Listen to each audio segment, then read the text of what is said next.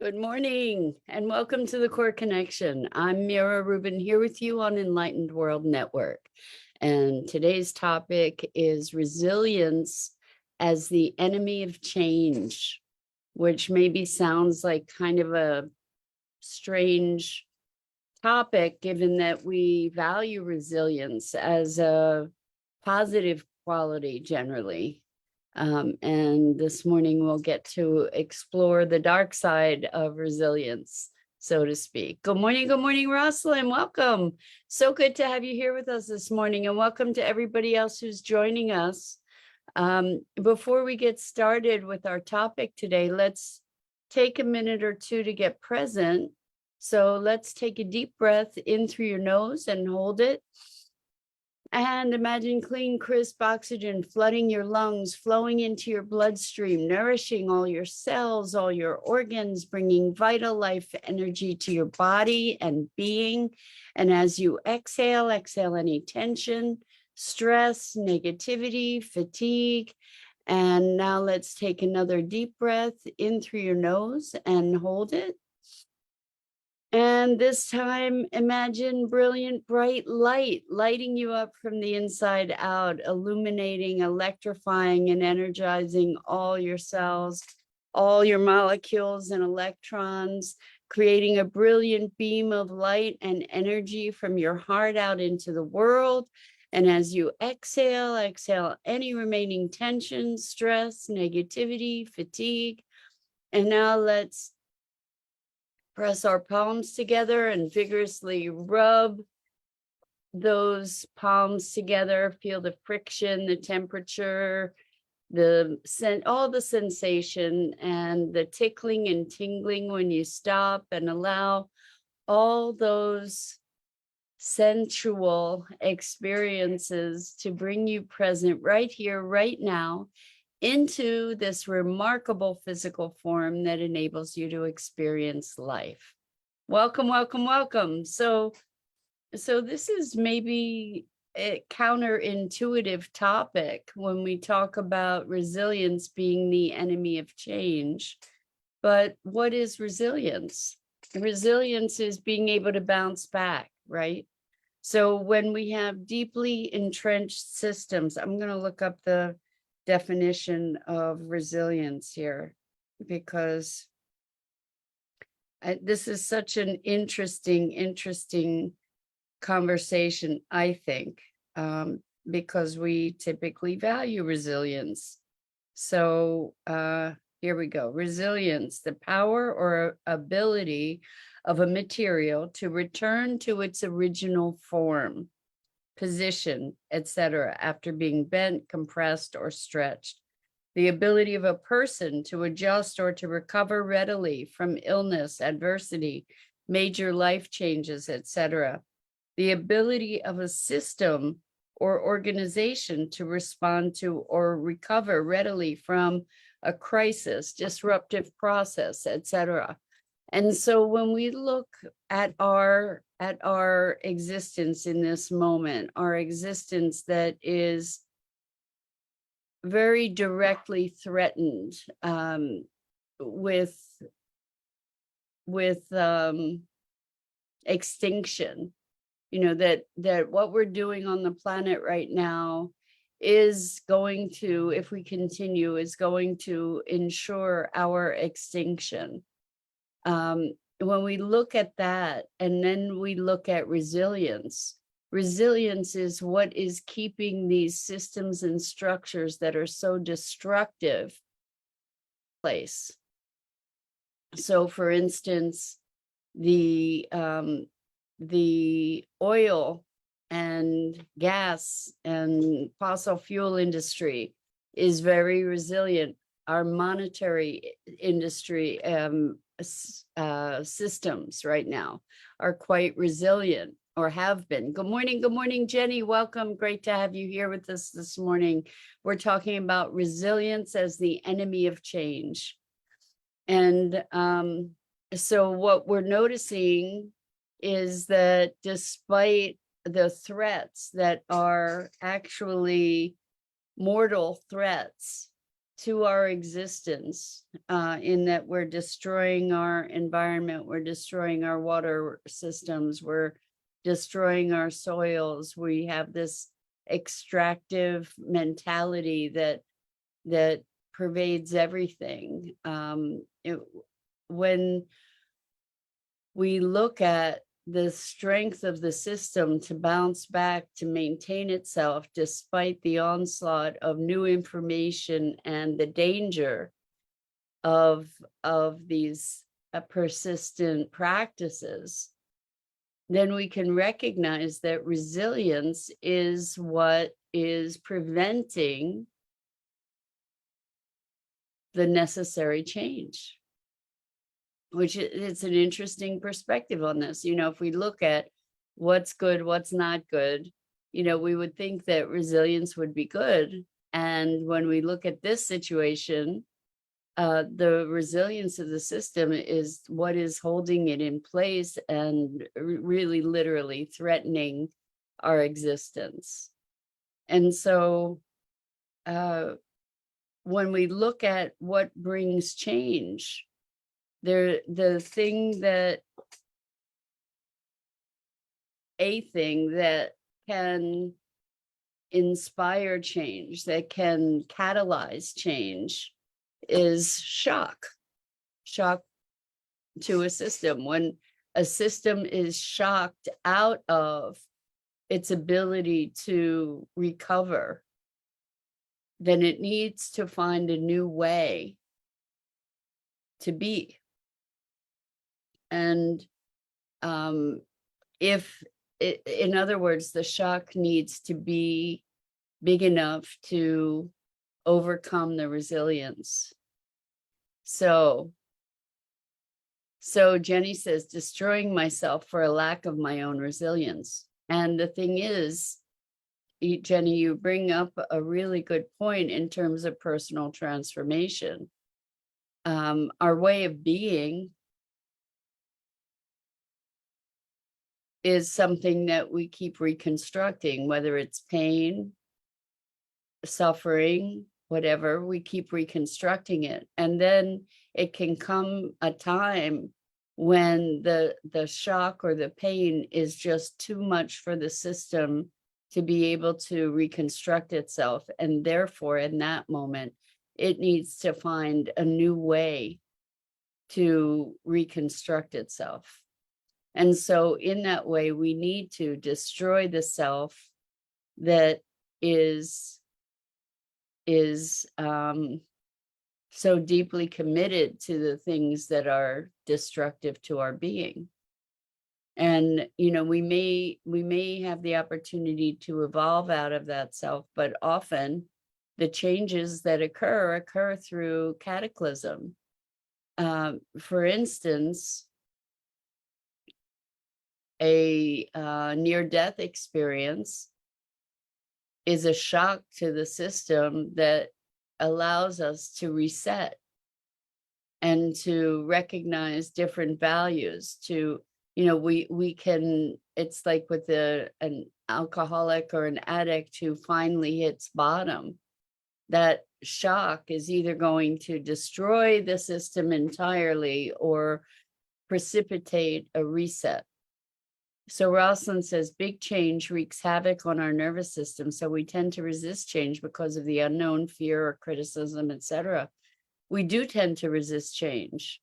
And whether big change is good or bad, it does present its challenges. There's no doubt about that. There's stress associated with change because of the unknown, for sure.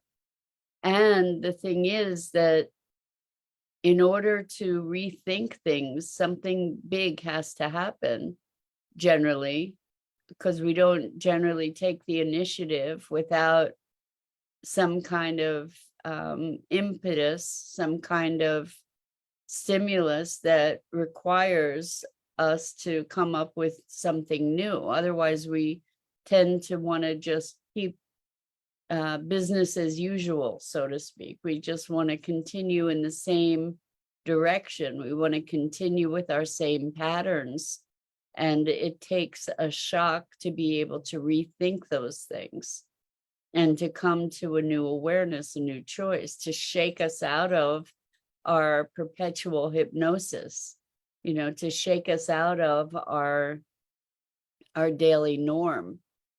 And we do, so if we look at COVID, for example, a lot of people talk about getting back to normal. Well, the thing is that normal was really dysfunctional to begin with. And now I don't know that we want to get back to normal. We want to pretend that everything's the same, but it isn't. And it's the resilience of the system that stops us from making the transformations that we really deeply need to make. So just because there's a shock doesn't mean that the transformations are going to be positive either. Just because the system loses its resilience doesn't mean that the new option is going to be better necessarily.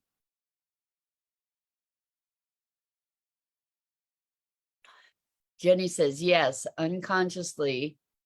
And now old wounds are festering. I've been near death with leukemia twice and countless times for 6 years after a stem cell transplant, which made my PTSD worse. That's interesting. I don't know how a stem cell transplant would make PTSD worse. Maybe it was the experience of the transplant itself. But so I think that there comes a breaking point where we say, I can't do this anymore. And some people commit suicide and some people just transform. And the things that were so torturous stop torturing them because they put them in a very different context where we live beyond our wounds, where the wounds fade in insignificance, so we don't identify with them anymore. We can use those wounds for having given us deeper wisdom, where the pain is just too much to bear, so we stop doing that anymore. We stop having the pain. We move into something different. This is, like Elaine is a great example where she's experienced such profound pain and suffering that at one point it shifted, and there was a revelation about life beyond that. That I consider that an act of grace, or a moment of grace that allows for that transformation. But there is that point which we may or may not reach, where we leave our suffering behind. Rosalind says, do we suffer enough before we want to make a change, or can it happen gradually? I think both. And that's really what we're talking about. If the system is resilient, if the structure for experiencing that pain is so solid that it weathers all the disruptions, then it's going to take a huge shock, a huge incident to disrupt it. I see people in my coaching practice that are so deeply entrenched in certain sufferings that we've made temporary inroads and some gradual progress, but temporary inroads that are then dismantled because the structure for the suffering, for the misery, is so deeply entrenched. So, on some level, there's an internal switching that occurs. And I don't know that it's something that we can initiate by will necessarily. So, for example, some years ago, I was so stressed out. The circumstances of my life were just crazy, crazy, crazy. And I was sitting at my dining room table, and I was on the verge of a nervous breakdown, and I felt a switch. And that's when my hair started falling out. That's when the alopecia started coming on. And I don't know that I could have willed that switch. It's like the dark night of the soul. At some point we go through, if we're fortunate enough, we go through this cavern of darkness and find the light on the other side. But I think it is grace to a certain degree.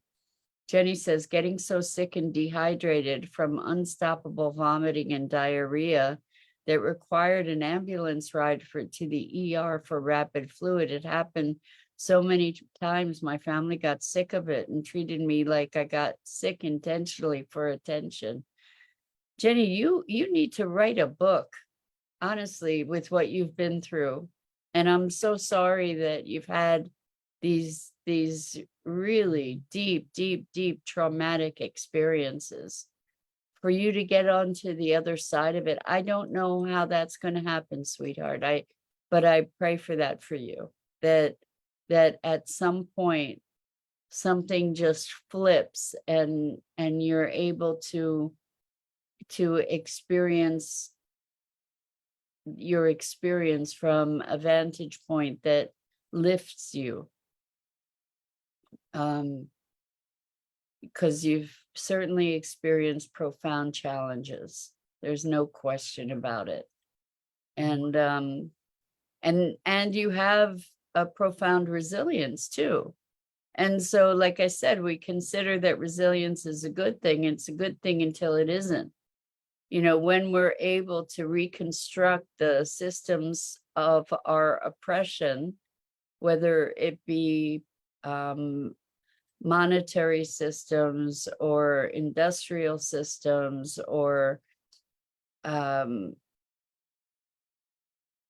political systems or emotional structures, as we're able to reconstruct them over and over, we perpetuate whatever the circumstances and the systems are. And this notion of a shock to the system, like humanity is facing the prospect, or not just facing the prospect, facing shocks that we keep trying to deny. We have this situation with climate change. We have all kinds of political disruptions and red flags all over the place. There's a crumbling happening, but the thing is that the systems that are underlying are so resilient that they're going to keep on pumping until there's a major crisis, or even bigger major crisis than we've been facing. And so I think of just the quote from Jesus, "They know not what they do," Jenny, is that there may be a point where there's some kind of transcendence for you. I hope for that for you. Because if that ever happens, you'll be one of the brightest lights on the planet, given the experiences you've had. So,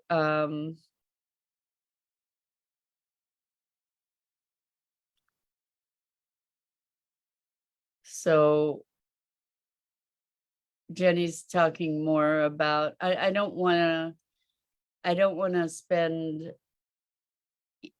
all this, I hear you've had just untenable challenges, Jenny. And I just can't imagine your strength to have been able to move through these things. And the thing is that when we're talking about resilience and shock, we're talking about construction and deconstruction. That there are certain shocks, there are certain events that are so disruptive that we can't put the pieces back together. It's like Humpty Dumpty, right? Falls off the wall and can't put all the pieces back together. And so what then is required is to create a new structure and to reconfigure ourselves, our perspectives on the world. Jenny says, I was just telling you because through it all, I lost my resilience. So I think that you can use this as an opportunity. The fact that you're still here, Jenny, says that you have some resilience, which is essential. And thankfully, you're still here with us, and you're still moving through, and hopefully you're shifting and allowing for greater ease. Like when we just give up fighting, when we stop fighting, and I don't mean give up like surrender, like give up like Dorothy, not like surrender Dorothy, but when we stop fighting life, then we can move with it with more grace. And I was just working with a client who came to the revelation that they didn't know how to stop fighting. It's because they were so resilient. This was such a deeply entrenched pattern for them that they don't know how to stop fighting. And so now they're being with that question of stopping fighting. And what they recognized that it wasn't just stopping fighting, it was stopping fighting themselves. And what happens is we can become so broken that we need to find a new way. And that's where this notion of shock or surprise comes in, because it's so disruptive that it forces us to be finding another way. And Jenny says, I've been fighting all my life. And so the question is, what would it look like to stop fighting? And I don't mean giving up. Giving up and not fighting are two different things. And so what would it look like to flow with the flow of life? To essentially ride the horse in the direction it's going, to allow life to unfold. Jenny says, I agree, needing a new way. Yes. And the thing is that life keeps handing us challenges and opportunities to make the shifts we need to make. And the more resilient we are, the more we persist in the way that we are. And there are shifts available to us. There are ways that, with grace, and I say with grace because we don't know the unknown.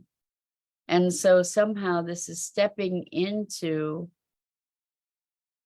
a different dimension of being that shifts our experience of life. And it's such a it's such a paradox. We want change. We want things to be different so often. And yet we still are trying to use the same tools and the same way of being to be different. And that's the challenge, because those are the tools we have. So how do we move into a new perspective, a new way of being? And I think that it's a good question to be in, that it may expose possibilities and potentials to be in the question of what would it look like if I weren't fighting all the time? In this instance, if I weren't fighting it, how might I be? If I were allowing things to be as they are, allowing life to be as it is, rather than railing against it or saying it's not fair, or like, I'm not saying don't take action. See, this is the paradox. It's not like an easy answer. It's not even an easy question. This how to access this grace of being able to move into a different perspective. Exactly, Jenny. Brainwash yourself. Exactly, because the truth is that we've all been brainwashed. We've all been brainwashed. Our reality that we're experiencing is a projection to a very great degree. So we've all been brainwashed. We've all been brainwashed into certain patterns and beliefs. And so that's what we're talking about, is to re-brainwash ourselves, like in a conscious and deliberate way, to have beliefs, to have patterns of behavior that are more life affirming. That's exactly what we're talking about. And Jenny says, I agree, programmed. Yes, we've all been programmed, and we didn't have an active hand in it. And the thing is that we live inside that programming. We can reprogram ourselves. It takes diligence, it takes persistence, it takes practice and commitment, but we can do it. It can be done. And it takes grace, which is sort of the X factor.